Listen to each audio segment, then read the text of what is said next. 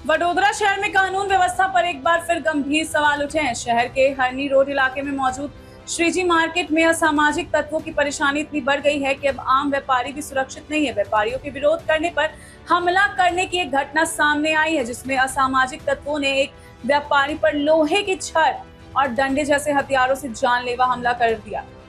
वडोदरा शहर के हरनी रोड पर मौजूद श्रीजी मार्केट में असामाजिक तत्वों का आतंक दिन ब दिन बढ़ता जा रहा है। मार्केट के बाहर बैठकर शराब पीकर शोर मचाने वाला असामाजिक तत्व अक्सर व्यापारियों को परेशान करते थे। बीती रात इन असामाजिक तत्वों को उसी मार्केट के व्यापारी धर्मेश परदेशी ने वहां शराब पीकर व्यापारियों को परेशान करने से रोका। अपनी रंजिश से गुस्साए 25 से 30 लोगों की भीड़ ने जानलेवा हथियारों से लैस होकर धर्मेश परदेशी की दुकान में तोड़फोड़ की। इस अचानक हुए हमले में बिजनेसमैन धर्मेश परदेशी और 2 अन्य लोग घायल हो गए। घटना की सूचना मिलते ही आसपास के लोग इकट्ठा हो गए, जिससे हमलावर भाग गए। पूरी घटना सीसीटीवी कैमरे में कैद हो गई है, जिसके आधार पर कुम्हारवाड़ा पुलिस ने केस दर्ज कर फरार हमलावरों को गिरफ्तार करने की प्रक्रिया शुरू कर दी है। रिपोर्टर राहुल राजपूत।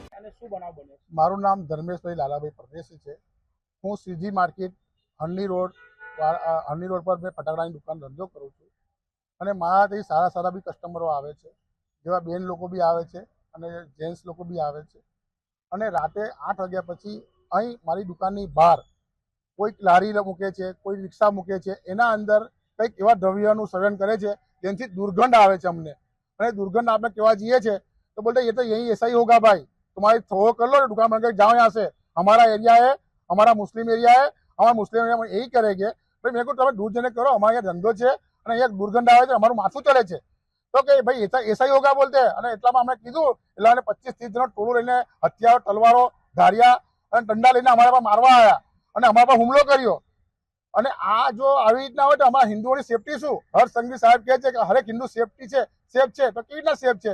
આ રીતના અમારા એરિયામાં, હિન્દુના એરિયામાં આવીને આ મુસ્લિમ લોકો આવી રીતના ધંધો કરે છે અને અમારા પર એટેક કરે છે, તો અમે ધંધો કેવી રીતના કરીએ? અમે રોજગાર કેવી રીતે ચલાવીશું? હવે રોજગાર ચલાવવા માટે અમે તો અમારો રોજગાર દુકાન લઈને બેઠા છે અને બહાર આવીને ફૂટપાથ પર આવીને રાતે સિગરેટ પછી એ લોકો કઈ દ્રવ્ય પીવે છે જેનાથી દુર્ગંધ આવે છે અને અમારા ગ્રાહકોને, અમારા કસ્ટમરોને એવી તકલીફ પડે છે। બનાવ એક જ છે કે આ લોકોને અમે રોડ પર ઉભા રહો, તમે કોઈ સાઈડ પર ઉભા રહો, અમારા કસ્ટમર તકલીફ પડી આવવા જવા માટે।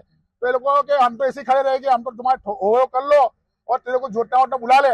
मैं कहूँ भाई तू जाए थी એટલામાંથી એ લોકો આટલું કહીને ગયા, એટલા 50-60 જણા દંડા, ધારિયા, તલવાર અને પથ્થર મારો કર્યો મારા દુકાન પર, મારા પર। અને આ જે વિડીયો મારા વિડીયો ફૂટેજ ચાલુ જ હતી મારી, મેં સમજાવીને કીધું ભાઈ તો દૂર જઈને કરો, આ બધી વસ્તુ અમારી દુકાનમાં અમે શોભા ના દે, અમે વેપારી માણસ છીએ અને આ દુર્ગંધ આવે છે આવી રીતના, એ અમારી સહન થતી નથી, ચક્કર આવે છે અમને। હા, અમે કુંભારવાડા પોલીસ સ્ટેશનમાં ફરિયાદ આપી છે। પીઆઈ સાહેબે અમને સારો રિસ્પોન્સ આપ્યો છે અને પીઆઈ સાહેબ એમનું કામ કરશે। અમને વિશ્વાસ છે પોલીસ પર અને હર્ષ સંઘવી સાહેબ પર વિશ્વાસ છે કે આ વસ્તુનો અમને સહકાર મળશે અને એમનો પરિણામ એમને ભોગવવું પડશે। આજે આ કૃત્ય કર્યું છે જેને આ સામાજિક તત્વ, આ મુસ્લિમ કમિટીને, એમને આ વસ્તુનું પરિણામ ભોગવવું પડશે।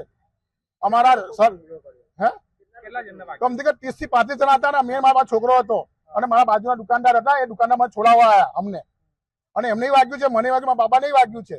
અને આ મુસ્લિમ કન્ટ્રી, આ મુસ્લિમ લોકો આવી રીતના ધંધો કરે, અમે તો અમને શાંતિ રહેવા દઈએ છીએ, અમે બી રહીએ છીએ, પણ એમના મગજમાં શું છે અમારી દુકાન વચ્ચે કે ખાલી કરો અહીંથી બસ। અમે તો આવું જ કહીશું, અમે તો આવું જ કરીશું કે અમે તો અહીંયા ચરસ પીશું, ગાંજો પીશું। ધર્મેશ લાલાભાઈ પરદેશી।